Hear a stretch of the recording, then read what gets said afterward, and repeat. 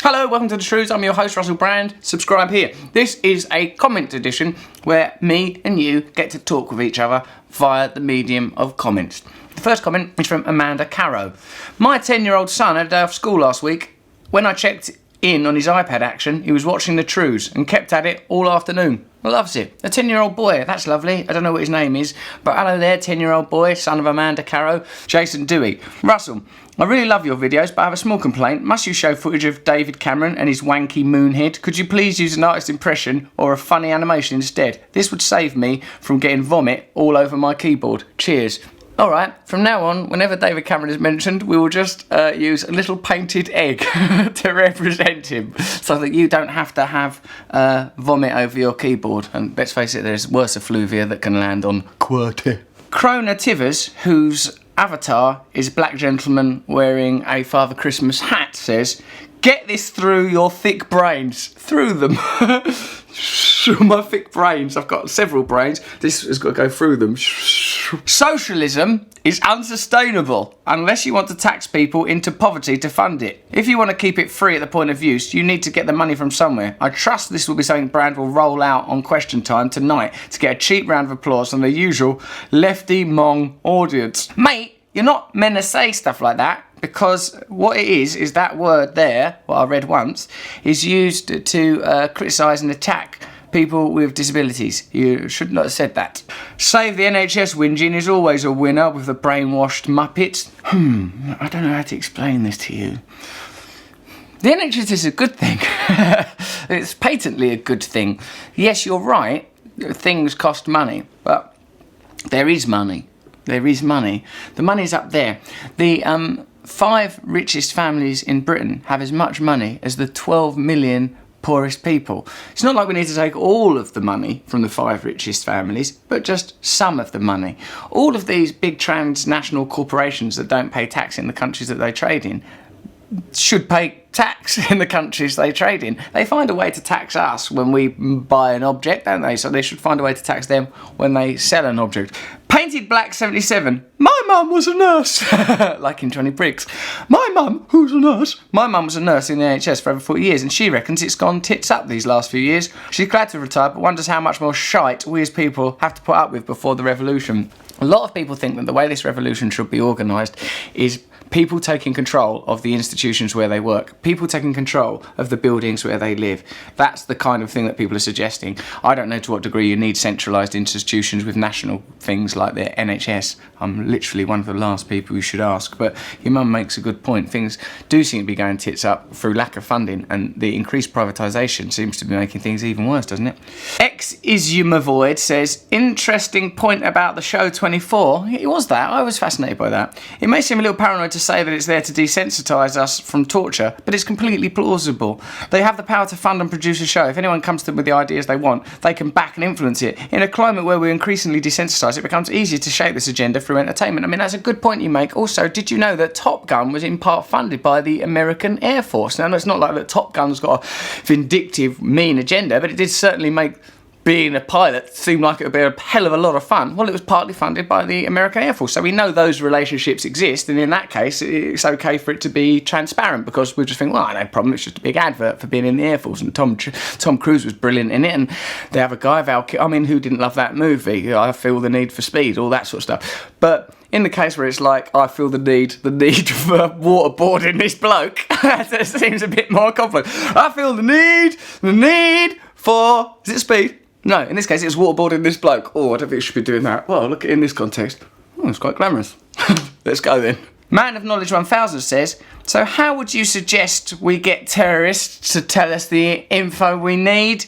Info like which wire to cut on the device, where the device is hidden, who's the fall guy? Lee Majors, I can help you with that one. Where are the nukes? Not in Iraq, where we were told they were. I can help you with that one as well. Who is the trigger man? It's Roger Lloyd Pack. You know, these kind of important questions, ones that may mean certain death for thousands, if not millions. Do you suggest we cuddle them and feed them their favourite foods while asking them kindly for the answer? He's so angry, Man of Knowledge 1000, when he was typing this. I think he's typing this with his elbows and his belly. Spacebar! Appease them? No. We need people who don't take shit to get these terrorist scum to talk no matter what it takes. Call it torture if you want. It saves lives, and terrorists are scum anyway who deserve it. So they can fuck off. You've not convinced me there, mate. I think a better thing is stop creating conditions in which terrorism flourishes, i.e. Bombing Middle Eastern countries to create an economic climate in which Western corporations can flourish. Stop doing those things. It will definitely, if we've got the same end, you and I, man of knowledge, 1,000, and it terrifies me to imagine that we might, stop terror, then the thing I just suggested of create conditions that produce less terrorism will help more than your thing. The Go Pound Salt. If anyone hurt one of my kids, I would torture that person. I mean, we all share those kind of feelings, don't we? But hopefully no one will. And hopefully too, when we are under pressures like that, we'll find clemency and compassion in our heart rather than moving towards our animal nature, because it perpetuates a cycle of cruelty and violence. But of course everyone understands the need to protect your children. It's just torture wouldn't work anyway. Lefty radical element. Safe. Been thinking this right. We have 5 senses, which are our only nurtured senses, which we perceive and quantify logically the conscious experience. I lost my sense of smell and taste at 18, and my other senses became marginally better. But it did change elements of my behaviour noticeably in my creative abilities. My theory is that if we were deprived of all 5 senses for a certain amount of time, then maybe another sense brain function that we can't access because it defies our logic-based understanding would manifest. You might be right, mate. I mean, people go in those flotation tanks, don't they? And perhaps some hallucinogenic and psychedelic experiences are the sort of momentary liberation of this sort of sensory experience or this conscious access of new consciousness that you're referring to. Even, potentially, you continue, a direct connection to the infinite or God. There will be no sensory distractions that limit our current consciousness limitations, is what I'm getting at. What do you reckon, blood? Lefty. I basically agree with what you said there, and I like the way you typed it. You used your own innovative speaking style, and I enjoyed reading it out. And I think you're right.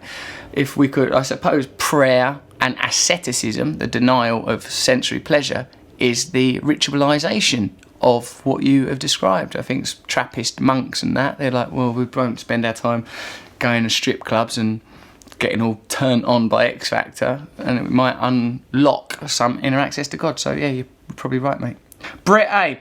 I'm wondering what your thoughts are on Iceland and their seemingly successful revolution that resulted in the OM and government kicked out, the bankers jailed, and a few other things that seemed damn nice to me. Well, I wrote about it a bit in my book, and I think it's good. I think that what went on in Iceland shows that there's an alternate model. Some people told me that it was possible because Iceland's economy wasn't locked into an international economy, so sort of isolated action like that was more plausible, whereas if we tried to do it or America tried to do it, it's locked into some economic grid that would mean there'd be more resistance and more perhaps violent preventative measures put in place. But I think it shows that there was an option to, or alternative to quantitative easing and bailing out the banks and all the stuff we were told were the only thing that would work. I think it's clear there were alternatives. That was the best alternative for them, not the best alternative for us. So I agree with you. Buzz Rock at Mr. Greg Law. I'm not a fan, but I do respect your achievements. I've seen some of your videos. It's great you're voicing your views. It's noble that you speak out for the poor who do not have a voice, but you are a rich celebrity and you may not be taken seriously by the people who have control of making changes. I did watch some of your Big Brother shows when you was doing that. You come across as a joker and may get in the way of what you're trying to achieve now. Good luck and take care. I really like that. I'm not a fan, although I've followed your career from its very televisual inception. That's like one of the first things I've done. I bet you also watched Dance Floor Chart, things like that. Well, thanks, mate. That's very kind of you to say that, because, I don't know, I can only be a comedian, can't I? I can't suddenly turn into something else. So I'll just try my best with what I've got. But thank you for your...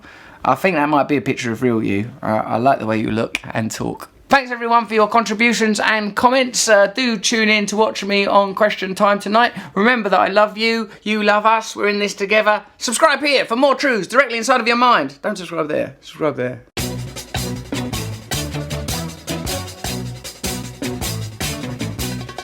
Nose is a tool that is abused to fool you and to leave you scared and confused. Trews is like the nose. If the nose was true, I want some trews. Let's have some trews.